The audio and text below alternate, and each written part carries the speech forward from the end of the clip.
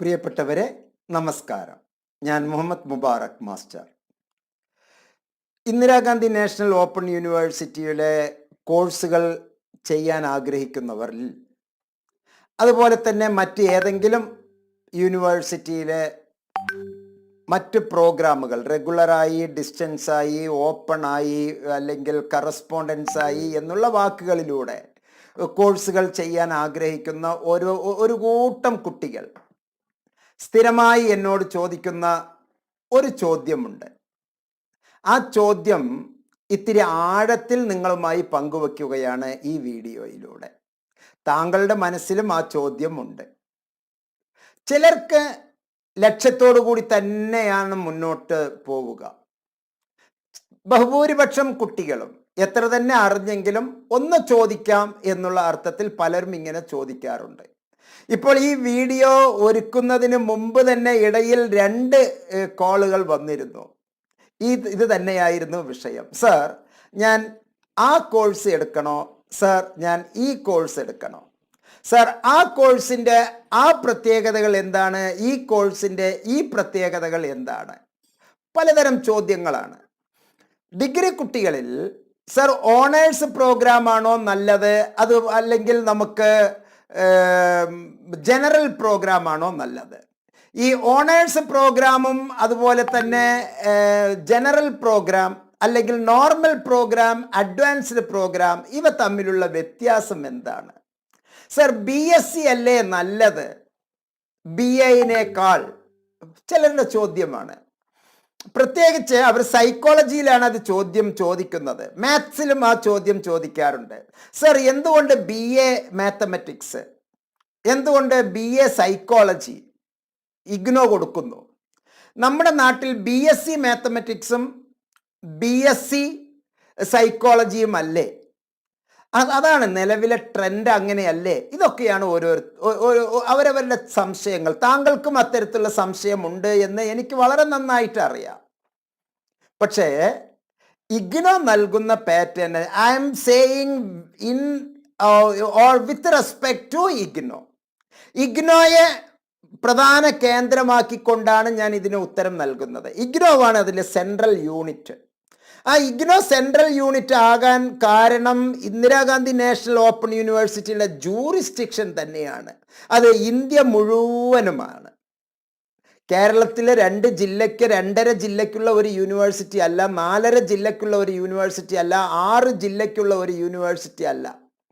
ഇത് ഇന്ത്യ മുഴുവനുമുള്ള ഈ university, India മുഴുവനും, ഒപ്പം തന്നെ ഇന്ത്യയുടെ മറ്റ് കേന്ദ്രഭരണ പ്രദേശങ്ങൾക്കും കൂടി ബാധകമാവുകയും സാർക്ക് രാജ്യങ്ങൾക്കും കൂടി ബാധകമാവുകയും സിംഗപ്പൂരിനടക്കം ബാധകമാവുകയും ചെയ്യുന്ന ലോകത്തിലെ ഏറ്റവും വലിയ മെഗാ യൂണിവേഴ്സിറ്റിയെ കേന്ദ്രീകൃതമാക്കിക്കൊണ്ടാണ് ഞാൻ വർത്തമാനം പറയുന്നത്. നമ്മുടെ നാട്ടിൽ BSc മാത്തമാറ്റിക്സ്, ഞാൻ BSc മാത്തമാറ്റിക്സും B.Edഉം എടുത്ത വ്യക്തിയാണ്. B.Ed, okay. നമ്മുടെ നാട്ടിൽ B.Tech ആണ്, തമിഴ്നാട്ടിൽ അത് BE ആണ്. എന്തെങ്കിലും വ്യത്യാസമുണ്ടോ? അത് തന്നെയാണ് ഇവിടുത്തെയും ക്രീം. ഓക്കെ. നമ്മുടെ നാട്ടിൽ SSLCക്ക് 10 പേപ്പറാണ്. അതിൻ്റെ പേര് സെക്കൻഡറി സ്കൂൾ ലീവിംഗ് സർട്ടിഫിക്കറ്റ് എന്നാണ്, SSLC എന്നാണ്. നിങ്ങൾക്കറിയാലോ, നിങ്ങളുടെ കുട്ടിയോ അല്ലെങ്കിൽ നിങ്ങളുടെ തൊട്ടടുത്തോ ഏതെങ്കിലും ഒരു കുട്ടി ഒരു CBSE സ്കൂളിൽ പഠിക്കുന്നത്, ആ CBSE സ്കൂളിലെ 10ാം ക്ലാസ്, ICSEയിലെ 10ാം ക്ലാസ് അഥവാ 10th സ്റ്റാൻഡേർഡിന് 2 പേരുണ്ട്. ഒന്ന് മെട്രിക്കുലേഷൻ അല്ലെങ്കിൽ സെക്കൻഡറി സ്കൂൾ സർട്ടിഫിക്കറ്റ്, SSC. ആ SSC എന്നുള്ള പേര് ജേക്കബ് സാറ് മരണപ്പെട്ടു പോയി. അദ്ദേഹം വിദ്യാഭ്യാസ മന്ത്രിയായിരുന്നപ്പോൾ കൊണ്ടുവന്നിരുന്ന ഒരു കാലഘട്ടം ഉണ്ടായിരുന്നു 2000-ൽ. SSC എന്നാണ് അന്ന് അതിന് പേര് കൊടുത്തത്. പിന്നീട് അത് L എന്നുള്ളത് വീണ്ടും വച്ച് ചേർത്തി SSLC എന്ന് പറഞ്ഞിട്ട് തന്നെയാണ് ഇപ്പം മുഴുവനും വരുന്നത്. സെക്കൻഡറി സ്കൂൾ ലീവിംഗ് സർട്ടിഫിക്കറ്റ് എന്ന് തന്നെയാണ് വരുന്നത്. രണ്ടും ഒന്നാണ്. ഞാനൊക്കെ പഠിച്ചിരുന്നത് പ്രീ ഡിഗ്രിയാണ്. അതിന് 5 സബ്ജക്റ്റേ ഉണ്ടായിരുന്നുള്ളൂ. ഇപ്പോൾ +2 ആണ്. 10 കഴിഞ്ഞാൽ പിന്നെ +2 ആണ്. അത് 6 സബ്ജക്റ്റ് ആണുള്ളത്. അത് രണ്ടും തുല്യമല്ലേ? തുല്യമാണ്. ഈ +2 പകരമായി ഇപ്പോഴും ഇന്നും കർണാടകയിലെ പ്രീ യൂണിവേഴ്സിറ്റി കോളേജസ് ആണ് ഉള്ളത്, ജൂനിയർ കോളേജസ് ആയി. അവിടെ പഠിപ്പിക്കുന്നത് PUC കോഴ്സുകളാണ്, പ്രീ യൂണിവേഴ്സിറ്റി കോഴ്സ്, ഡിഗ്രിക്ക് മുമ്പുള്ള കോഴ്സ്. അതും നമ്മുടെ +2വും നാഷണൽ ലെവലിൽ തുല്യമാണ്.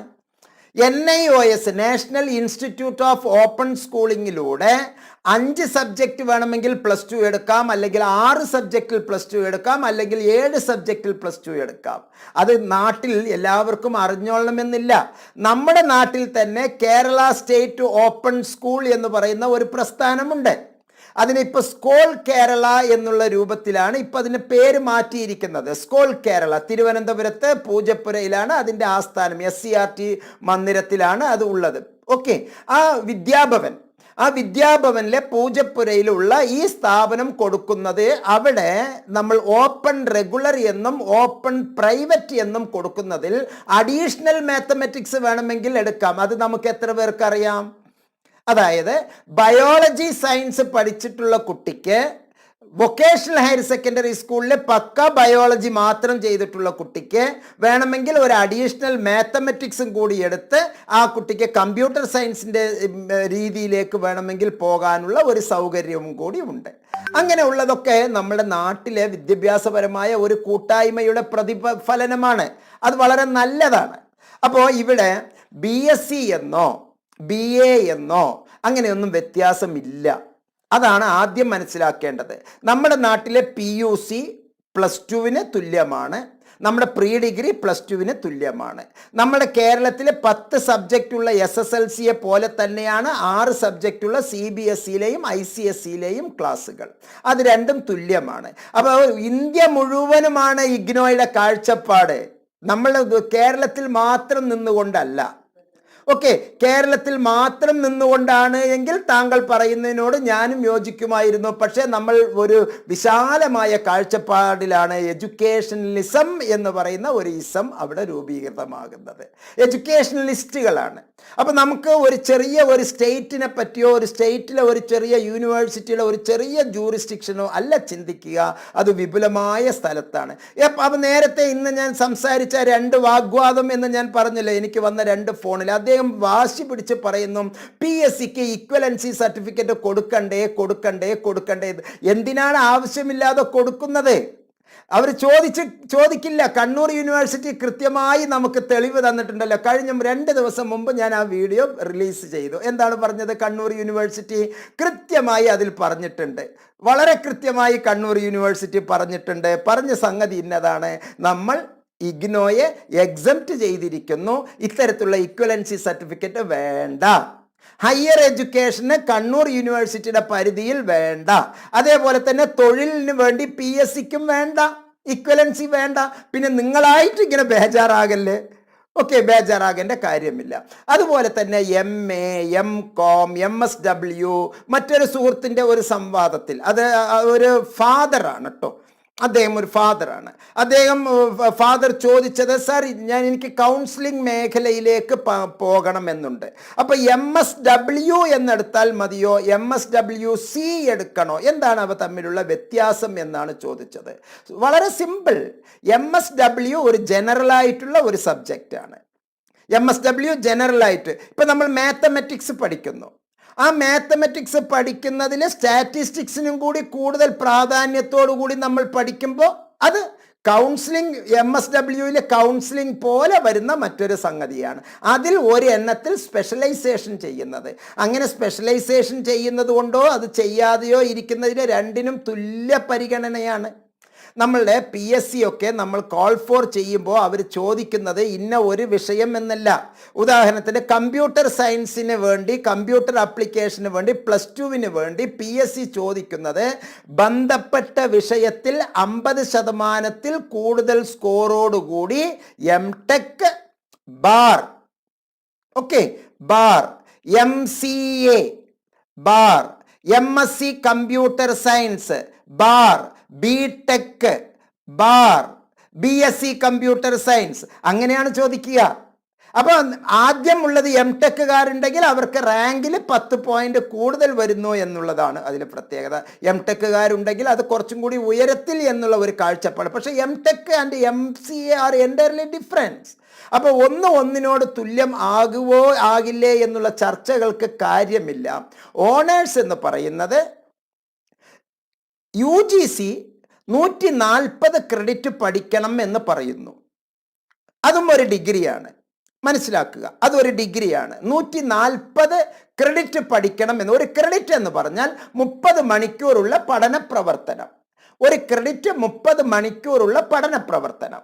എല്ലാതരം പഠന പ്രവർത്തനവും, എഴുത്ത്, വായന, അധ്യാപകരുമായുള്ള ക്ലാസ്സുകൾ, പ്രോജക്റ്റിന് വേണ്ടി പ്രവർത്തിക്കൽ, അസൈൻമെൻറ്റിന് വേണ്ടി തയ്യാറാക്കൽ, യൂട്യൂബിലെ ക്ലാസ് കാണൽ, ഗ്യാൻ ദർശൻ, ഗ്യാൻ വാണിയിൽ, അതുപോലെ തന്നെ നമ്മുടെ സ്വയംപ്രഭ ചാനലിലൂടെ ക്ലാസ്സുകൾ, അധ്യാപകരെ നേരിട്ടുള്ള ക്ലാസ്സുകൾ, ലൈബ്രറി പുസ്തകങ്ങളുടെ വായന, ഇങ്ങനെയുള്ള സമഗ്രമായിട്ടുള്ളത്. അതിൽ വൺ എമംഗ് ആൾ ദീസ് ആണ് അധ്യാപകൻ്റെ ക്ലാസ്. അതാണ് പുതിയ കാഴ്ചപ്പാട് എന്ന് മനസ്സിലാക്കി വയ്ക്കുക. വളരെ ആഴത്തിൽ നമുക്ക് ചിന്തിക്കാം. ഒരു ബ്രോഡ് മെൻറ്റാലിറ്റി ഉണ്ടാകണം. വളരെ നേർത്ത അല്ലെങ്കിൽ റിജുവായ ആ ഒരു അവസ്ഥയിലേക്ക് വരരുത്. വളരെ വളരെ ശുഷ്കിച്ച ഒരു അവസ്ഥയിലേക്ക് ശൃംഗായി വരാതെ ഇത്തിരി ബ്രോഡ് മെൻറ്റാലിറ്റിയോടുകൂടി നമ്മൾ മനസ്സിലാക്കി വയ്ക്കണം എന്നുള്ളതാണ് ഇക്കാര്യത്തിൽ പ്രത്യേകം പറയാനുള്ളത്. അപ്പോൾ MA എന്ന് പറയുന്നതും MSc എന്ന് പറയുന്നതും, MSc ഉള്ളവർക്ക് കുറച്ച് പവർ കൂടുതൽ, MA ഉള്ളവർക്ക് പവർ കുറവ് എന്നൊന്നുമല്ല. ഈ കാലഘട്ടത്തിൽ ടെക്നോളജി അടക്കം MA എന്നുള്ള പേരിൽ വരുന്നുണ്ട്. ഇഗ്നോ അതിന് ഏറ്റവും ഉദാഹരണം. ഞാൻ തന്നെ കുറേ വീഡിയോസ് ഇറക്കിയിട്ടുണ്ട്, അതൊക്കെ ദയവ് ചെയ്ത് കണ്ടാലും. MA എന്ന് പറയുന്നതും MSc എന്ന് പറയുന്നതും MSW എന്ന് പറയുന്നതും MCOM എന്നൊക്കെ പറയുന്നതും ഒരു പ്രത്യേക വിഷയത്തിലോ ഒന്നിൽ കൂടുതൽ വിഷയങ്ങളിലോ നമ്മൾ മാസ്റ്റർ ഡിഗ്രി, അതാണ് അതിൻ്റെ പ്രത്യേകത. മാസ്റ്റർ ഡിഗ്രി അതാണ് അതിൻ്റെ, അത് മാത്രമാണ് പ്രത്യേകത. B എന്ന് പറയുന്നത് BA. അപ്പം നേരത്തെ ഞാൻ പറഞ്ഞു ഓണേഴ്സ് UGC പറയുന്നത് 140 ക്രെഡിറ്റ് മതി. പക്ഷേ ഇഗ്നോ 148 ക്രെഡിറ്റ് തരുന്നു. ജനറലായിട്ട് എടുക്കുന്ന ഒരു BA. UGC പറയുന്നത് 120 ക്രെഡിറ്റ് മതി എന്നാണ്. പക്ഷേ ഇഗ്നോ തരുന്നത് 132 ക്രെഡിറ്റ് ആണ് ഇഗ്നോ തരുന്നത്. 132 ക്രെഡിറ്റ് തരുന്നു. 12 ക്രെഡിറ്റ് കൂടുതൽ, 2 പേപ്പർ കൂടുതലായി പഠിപ്പിക്കുന്നു. അതുകൊണ്ടാണ് ഇഗ്നോ UGCക്കും മേലെ എന്ന് മുബാറക് മാഷ് പറയുന്നത്. ഒരു തമിഴിൻ്റെ ഒരു പിൻബലത്തോട് കൂടിയിട്ടാണ് അത് പറയുന്നത്. UGCക്കും മേലെ എന്ന് പറഞ്ഞാൽ അതിനേക്കാൾ കുറച്ച് UGC ആവശ്യപ്പെടുന്നതിനേക്കാൾ കുറച്ചും കൂടി ഉയരത്തിലാണ് ഇഗ്നോയുടെ സ്റ്റാൻഡേർഡ് എന്നാണ് ഞാൻ പറഞ്ഞു വരുന്നതിൻ്റെ അർത്ഥം. അപ്പോൾ എല്ലാ ബിയും B ആണ്.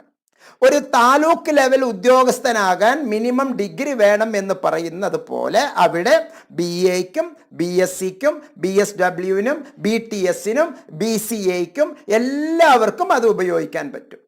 BA തിയോളജി കേരളത്തിൽ ഏതെങ്കിലും യൂണിവേഴ്സിറ്റികൾ നൽകിയിട്ടുണ്ടെങ്കിൽ അതും പറ്റും. BA മ്യൂസിക് ആണെങ്കിൽ അതും പറ്റും. BA ഭരതനാട്യമാണെങ്കിൽ അതും പറ്റും. BTechും പറ്റും, BArchും പറ്റും, MBBSും പറ്റും. എല്ലാം B ഉള്ളതാണ്, ബാച്ചിലർ ഡിഗ്രികളാണ്. അതിനെല്ലാം തുല്യ ലെവലാണ്. അതിൽ ഒരു വലിയേട്ടൻ, ഒരു ചെറിയ അനിയൻ, അങ്ങനെയുള്ള വ്യത്യാസമൊന്നുമില്ല. എല്ലാവരും ഒരുപോലെ. നിങ്ങളുടെ സബ്ജക്റ്റ് തിരഞ്ഞെടുക്കണം. അവിടെയാണ് നിങ്ങൾ ശ്രദ്ധിക്കേണ്ടത്. ആ സബ്ജക്റ്റിന് പ്രാധാന്യം കൊടുക്കുന്നു. അപ്പോൾ നമ്മൾ ഇനി വളരെ ആഴത്തിൽ കുറച്ച് നിമിഷങ്ങൾ നമ്മൾ ചില വർത്തമാനം നമുക്ക് വളരെ ഡീപ്പായിട്ട് പറയാം. അതിനു മുമ്പ് സ്ഥിരമായി ഞാൻ പറയുന്ന ഒരു വാക്ക് പറഞ്ഞോട്ടെ. MNotes നിങ്ങളുടെ ഏറ്റവും നല്ല ഒരു എഡ്യൂക്കേഷണൽ ചാനലായി തീരാൻ താങ്കളും ആഗ്രഹിക്കുന്നുണ്ട്, ഞാനും ആഗ്രഹിക്കുന്നുണ്ട്. MNotes നിർബന്ധമായും സബ്സ്ക്രൈബ്, നോട്ടിഫിക്കേഷൻ ബട്ടണിൽ ഓൾ ക്ലിക്ക് ചെയ്യുക. ഇത്തരത്തിലുള്ള വർത്തമാനം പരമാവധി മറ്റുള്ളവർക്ക് ഷെയർ ചെയ്യുക. നിങ്ങളിലെ ക്ലിയർ ആയിട്ടുള്ള ഇമേജസിനെ കൺഫ്യൂഷൻ ആക്കലാണ് എൻ്റെ പണി. എന്നെ തെറ്റിദ്ധരിക്കരുത്, എനിക്കെതിരെ കല്ലെറിയരുത്, എന്നെ ചീത്ത വിളിക്കരുത്. ഞാൻ താങ്കളെ കൺഫ്യൂഷനിലേക്ക് എത്തിക്കുകയാണ്. Why the confusion? എന്തിനാണ് കൺഫ്യൂഷൻ? കൺഫ്യൂഷൻ വന്നാൽ നിങ്ങൾ എന്ത് ചെയ്യും? എന്നെ പ്രാകും. അത് വിഡ്ഢികളാണ്, എന്നെ പ്രാഗില്ല. മറിച്ച് why the fellow, the beard, white beard fellow, why, എന്തുകൊണ്ട് അയാൾ അങ്ങനെ പറഞ്ഞു? അയാൾ എന്തുകൊണ്ട് അത് അങ്ങനെ പറഞ്ഞു, എന്തുകൊണ്ട് അത് ഇങ്ങനെ, എന്തുകൊണ്ട് അത് അങ്ങനെ അല്ല, എന്തുകൊണ്ട് അത് അങ്ങനെ, എന്തുകൊണ്ട് എന്ന് ചിന്തിക്കും. ആര്? താങ്കൾ. അങ്ങനെ താങ്കൾ ചിന്തിക്കുമ്പോൾ മുന്നിൽ 4-5 കാര്യങ്ങൾ വരും. സംശയത്തിന് വേണമെങ്കിൽ ഒരിക്കൽ കൂടി എന്നെ വിളിക്കാം. ഡിസ്ക്രിപ്ഷൻ ബോക്സിൽ മുബാറക് മാസ്റ്ററുടെ നമ്പർ ഉണ്ട്, താങ്കൾക്ക് എന്നെ വിളിക്കാം. ഞാൻ വീണ്ടും ചിലപ്പോൾ ഉത്തരം തരും, ചിലപ്പോൾ വാട്സപ്പ് അയക്കൂ എന്ന് പറയും. അതാണ് ചെയ്യുക. അപ്പം നിങ്ങൾ വീണ്ടും ചിന്തിക്കും. കൂട്ടുകാരോട് ചോദിക്കും, അവരോട് ചോദിക്കും, ഇവരോട് ചോദിക്കും, അച്ഛനോട് ചോദിക്കും, അമ്മയോട് ചോദിക്കും, എല്ലാവരോടും ചോദിക്കും. ചോദിച്ചിട്ട് അവസാനം ഒരു തീരുമാനത്തിൽ താങ്കൾ എത്തണം. ആ തീരുമാനത്തിൽ താങ്കൾ എത്തിയാൽ ആ തീരുമാനത്തിൻ്റെ ഉടമ താങ്കളായിരിക്കും. അല്ലെങ്കിൽ നിങ്ങൾ എന്ത് പറയും? മുബാറക് മാഷ് അങ്ങനെ പറഞ്ഞു, മുബാറക് മാഷ് ഇങ്ങനെ പറഞ്ഞു, മുബാറക് മാഷ് അങ്ങനെ പറഞ്ഞു. മുബാറക് മാഷ് പറയുന്നതൊന്നും നിങ്ങൾ കേൾക്കണ്ട. മുബാറക് മാഷിൻ്റെ ഡ്യൂട്ടി ഒന്നേ ഉള്ളൂ, നിങ്ങൾക്ക് ചില ഇൻഫർമേഷൻസ് തരിക, പരമാവധി കൺഫ്യൂഷൻ ഉണ്ടാക്കി വിടുക.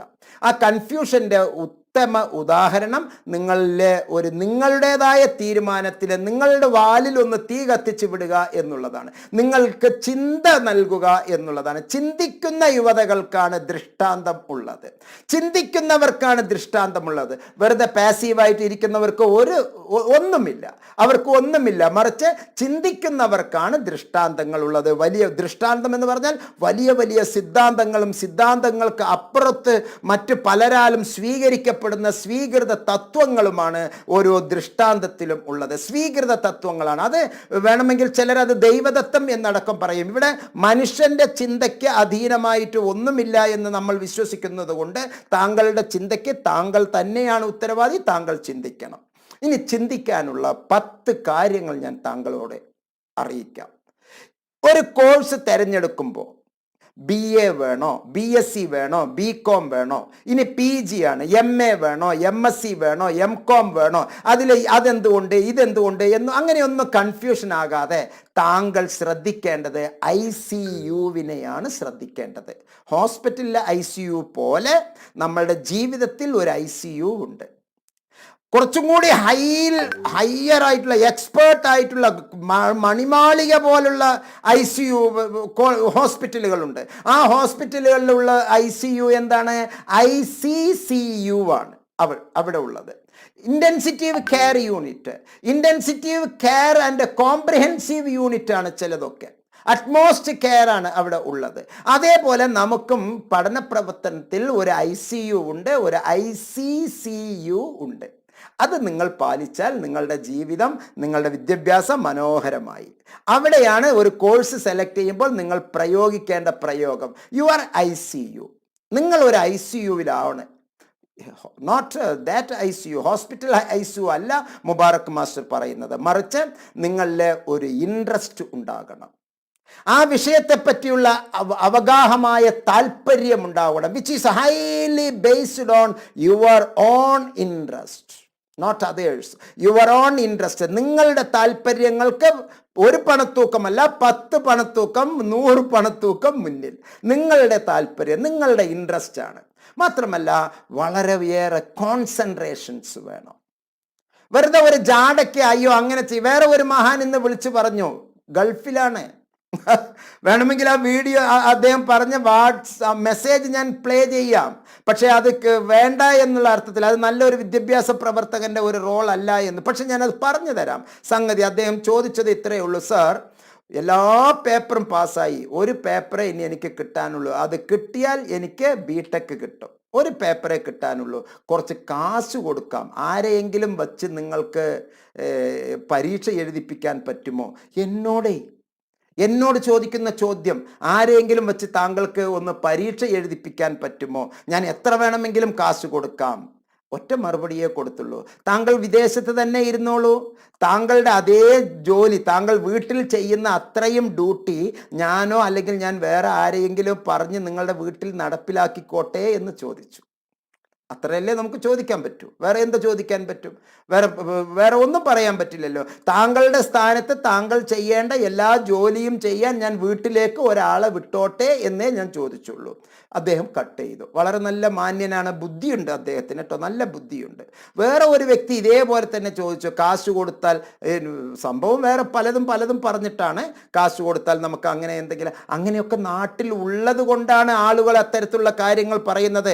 1000-ൽ പരം വീഡിയോയിലെ മുഖം തന്ന് കൃത്യമായി നിങ്ങളുടെ ചിന്തയ്ക്ക് നിങ്ങൾക്ക് എല്ലാ തരത്തിലുമുള്ള വിവരണം തരുന്ന മുഹമ്മദ് മുബാറക് മാസ്റ്ററോട് ഇത്തരത്തിലുള്ള സില്ലി വർത്തമാനം പറഞ്ഞ് ദയവ് ചെയ്ത് വരരുത്. ആരായാലും ദയവ് ചെയ്ത് വരരുത്. This is N educational activity. വായിക്കുക, മനസ്സിലാക്കുക, ചിന്തയിലേക്ക്, തലച്ചോറിലേക്ക് കൊണ്ടുവരിക, അത് അവിടെ കിടന്ന് പ്രോസസ്സിങ് ചെയ്യട്ടെ. നൂതനമായ സന്ദർഭങ്ങളിൽ കൈകളിലൂടെയോ നാവിലൂടെയോ കണ്ണുകളിലൂടെയോ നമ്മുടെ എക്സ്പ്രഷനിലൂടെയോ അത് പുറത്തേക്ക് വരട്ടെ. ആ വരുന്നതാണ് അറിവ്. അവിടെയാണ് നിങ്ങളുടെ ഇൻട്രസ്റ്റ് ഒളിഞ്ഞിരിക്കുന്നത്. അപ്പോഴാണ് അത് കോൺസെൻട്രേഷൻ ഉണ്ട് എന്ന് മനസ്സിലാകുക. ആ കോൺസെൻട്രേഷനോട് കൂടിയിട്ട് നിങ്ങൾ അത് എക്സ്പ്രസ് ചെയ്യുമ്പോൾ നിങ്ങളിലെ യു ആണ് പുറത്തേക്ക് വരുന്നത്. അത് വേറെ ഒരാളാണ് വിലയിരുത്തുന്നത്. അഥവാ യുവർ അണ്ടർസ്റ്റാൻഡിങ് ലെവൽ, നിങ്ങളുടെ അണ്ടർസ്റ്റാൻഡിങ് ലെവൽ മറ്റുള്ളവർ മനസ്സിലാക്കിയിട്ട് ഓക്കെ യു ആർ സെലക്റ്റഡ് എന്ന് പറയണം. നാളെ നിങ്ങളെ പറയണം. സോ നിങ്ങളുടെ ഇൻട്രസ്റ്റിന്, നിങ്ങളുടെ കോൺസെൻട്രേഷന്, നിങ്ങളുടെ അണ്ടർസ്റ്റാൻഡിങ്ങിന് ഏറ്റവും കൂടുതൽ പ്രാധാന്യം കൊടുത്തുകൊണ്ട് ഒരു കോഴ്സ് തിരഞ്ഞെടുക്കും. മറ്റൊരു സംഗതി ഞാൻ നേരത്തെ പറഞ്ഞല്ലോ, ICCU എന്ന് പറയുന്നത്, അവിടെ ഇതേ സംഗതി തന്നെ. നിങ്ങളുടെ ഇൻട്രസ്റ്റ്, നിങ്ങളുടെ കോൺസെൻട്രേഷൻ, അതിലുപരി അതുപോലെ തന്നെ വലിയ ചിന്തയാണ് കരിയർ. ICCUവിലെ രണ്ടാമത്തെ സി നിങ്ങളുടെ കരിയറെയാണ് സൂചിപ്പിക്കുന്നത്. നിങ്ങളുടെ ഉപരി പഠനമാർഗം, നിങ്ങളുടെ ഉപജീവന മാർഗം. നിങ്ങൾ ഇനി എന്ത് ചെയ്യണം, എങ്ങനെ ചെയ്യണം, എന്തുകൊണ്ട് നിങ്ങൾ ആലോചിക്കണം. അവർ പറഞ്ഞു, ഇവർ പറഞ്ഞു, അച്ഛൻ പറഞ്ഞു, അമ്മ പറഞ്ഞു. നോ, ആപ്റ്റിറ്റ്യൂഡ് ടെസ്റ്റിന് നിങ്ങൾ വിധേയമാകണം. വളരെ സിമ്പിളി ഞാൻ ഒരു കാര്യം പറഞ്ഞു തരാം. വളരെ സിമ്പിളായിട്ട് ഒരു കാര്യം പറഞ്ഞു തരാം. വളരെ സിമ്പിൾ. നിങ്ങൾക്ക് എന്തെങ്കിലും ഒരു അർത്ഥത്തിൽ ഒരു തീരുമാനിക്കാൻ പ്രയാസമുണ്ട് എന്ന് കരുതുക. ഒരു തീരുമാനത്തിന് പ്രയാസമുണ്ട് എന്ന് കരുതുക. ആ സന്ദർഭത്തിൽ നിങ്ങൾ ഇതുപോലെ ഒരു പേപ്പർ എടുക്കുക. അതിനെ 4ആയി ഇങ്ങനെ മടക്കുക. ഓക്കെ, 4ആയി ഇങ്ങനെ മടക്കുക. എന്തെങ്കിലും ഒരു തീരുമാനം എടുക്കാൻ നിങ്ങൾക്ക് കൺഫ്യൂഷൻ ഉണ്ട് എങ്കിൽ 2 പേജ് ഉള്ള ഒരു ഷീറ്റ്, ആ 2 പേജുള്ള ഷീറ്റിൽ നിങ്ങൾ ഇങ്ങനെ 4ആയി മടക്കുക. ഓക്കെ, നിങ്ങൾ ചെയ്യേണ്ടത് ഇതിൽ ഒന്നാമത്തെ ഭാഗത്ത് എസ് എന്ന് എഴുതുക, W എന്ന് എഴുതുക, O എന്ന് എഴുതുക, T എന്ന് എഴുതുക. സ്വോട്ട് അനാലിസിസ്, നിങ്ങളുടെ സ്ട്രെങ്ത്.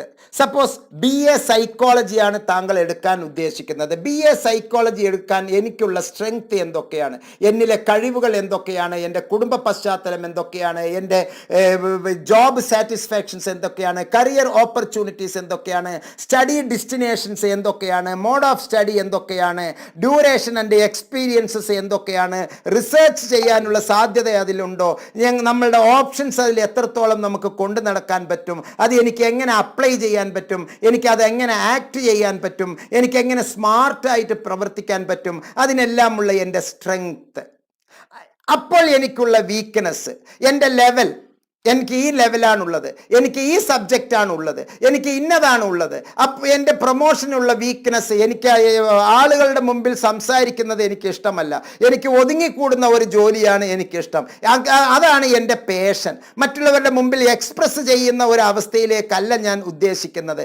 എനിക്ക് അവിടെ കരിയർ ഓപ്പർച്യൂണിറ്റി, ഇന്ന സ്ഥലത്ത് ആ ജോലി ഇല്ല, ഇന്ന സ്ഥലത്ത് ആ ജോലി ഉണ്ട്, ഞാൻ പോകുന്ന സ്റ്റഡി, ഈ കോഴ്സ് ചെയ്യാൻ എനിക്ക് 400 കിലോമീറ്റർ അകലെ പോകേണ്ടി വരും. വരും, അല്ലെങ്കിൽ 25 കിലോമീറ്ററിന് മുകളിൽ ഞാൻ പോകേണ്ടി വരും, 100 കിലോമീറ്ററിൻ്റെ അടുത്ത് പോകേണ്ടി വരും. അവിടെ ഓപ്പൺ സ്റ്റഡി എന്നുള്ള ഇത് മാത്രമാണ് എൻ്റെ മുമ്പിലുള്ളത്. എനിക്ക് അവിടെ റിസർച്ചിന് സാധ്യതയില്ല.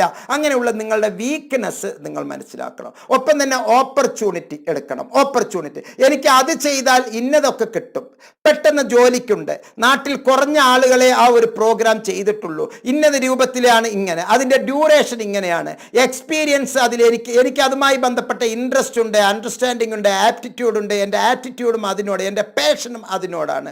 മാത്രമല്ല എനിക്ക് അതിനുള്ള എക്സ്പെൻസസ് ഇത്രയൊക്കെ വരുന്നുള്ളൂ. അതിൽ റിസർച്ചിനുള്ള ഓപ്പർച്യൂണിറ്റി വളരെ വലുതാണ്. അതിന് പറ്റിയ സ്ഥാപനങ്ങൾ എൻ്റെ പരിസരത്ത് ഇത്രയൊക്കെ ഉണ്ട്. ഞാൻ എൻ്റെ പോയിന്റുകൾ കുറച്ചും കൂടി നാരോ ആക്കുമ്പോൾ മുൻഗണനയിൽ കിട്ടുന്നത് ഇതൊക്കെയാണ്. അങ്ങനെ നമ്മളുടെ ഓപ്പർച്യൂണിറ്റികൾ നമ്മൾ രേഖപ്പെടുത്തണം. തൊട്ടടുത്ത് തന്നെ ത്രെട്ട് നമ്മൾ കാണിക്കണം. ത്രെട്ട് വെല്ലുവിളികൾ. എൻ്റെ കുടുംബം ഇങ്ങനെയാണ്, എനിക്ക് എൻ്റെ മക്കൾ ഇങ്ങനെയാണ്, എൻ്റെ വൈഫ് ഇങ്ങനെയാണ്, എനിക്ക് എൻ്റെ ആരോഗ്യ പ്രശ്നം ഇങ്ങനെയാണ്, എനിക്ക് എൻ്റേതായിട്ടുള്ള ചില പരിമിതികളുണ്ട്, എനിക്ക് ആ വിഷയത്തിൽ ഇൻട്രസ്റ്റ് ഇല്ല, ജോബ് സാധ്യത അത് കുറവാണ്, എൻ്റെ ലെവൽ ഇന്നതാണ്, ഞാൻ ഇന്നത് എടുത്തുപോയി, ഇതിൻ്റെ ഡ്യൂറേഷൻ ഇന്നതാണ്, ഇതായിരിക്കും എൻ്റെ പ്രത്യേക എലിജിബിലിറ്റി ക്രൈറ്റീരിയ, അപ്പോൾ എൻ്റെ നാട്ടിൽ അതിൻ്റെ അവസ്ഥ കുറവാണ്. അങ്ങനെ നമ്മൾ ഒരു SWOT അനാലിസിസ് നടത്തണം. അതേപോലെ പേജ് മാറ്റിയിട്ട് നിങ്ങൾ വേറെ ഒരു കോഴ്സാണ് എടുക്കുന്നത് എങ്കിൽ, ഞാൻ നേരത്തെ പറഞ്ഞതുപോലെ MSWയുടെ കേസ് തന്നെ എടുക്കാം. ഒരു ഭാഗത്ത് MSW, വേറെ ഒരു ഭാഗത്ത് MSWC. MSWയിൽ ഇന്നതൊക്കെയാണ്, അപ്പോൾ MSWCക്ക് എൻ്റെ ഇത് ഇങ്ങനെയാണ്, എൻ്റെ സ്ട്രെങ്ത് ഇന്നതാണ്, വീക്ക്നെസ് ഇന്നതൊക്കെയാണ്, ഓപ്പർച്യൂണിറ്റി ഇങ്ങനെയാണ്, ത്രെട്ട് ഇന്നതാണ് എന്ന് പറഞ്ഞുകൊണ്ട് നിങ്ങൾ നിങ്ങളുടേതായിട്ടുള്ള ഒരു രൂപത്തിലേക്ക് ഒരു SWOT അനാലിസിസ് നടത്തുന്നതായിരിക്കും ഏറ്റവും നല്ലത്. ഇനി പറയൂ എൻ്റെ പ്രിയപ്പെട്ട സുഹൃത്തുക്കളെ, നമുക്ക് വീണ്ടും അതേ വിഷയത്തിലേക്ക് തന്നെ വരാം. ഇനി പറയൂ, ഏതാണ് നല്ലത്?